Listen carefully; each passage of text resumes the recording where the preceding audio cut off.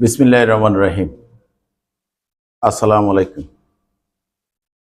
আমি মোহাম্মদ মোশাররফ হোসেন মশু,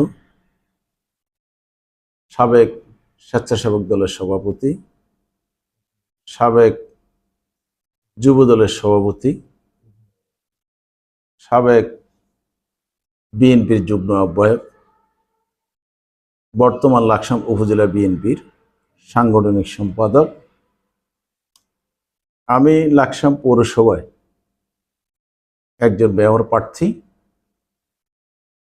আমাকে যদি আমার দল নমিনেশন প্রদান করে, আমি লাকসাম পৌরসভার একটি আধুনিক মডেল পৌরসভা হিসেবে রূপান্তরিত করব ইনশাল্লাহ।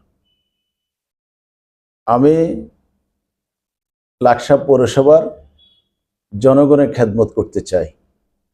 আপনারা যদি সে সুযোগ করে দেন, ইনশাল্লাহ এই পৌরসভার যত নাগরিক আছেন সকলের কাছে আমি চিরকৃতজ্ঞ থাকব এবং আপনাদের সেবা করে যাব। ধন্যবাদ সবাইকে।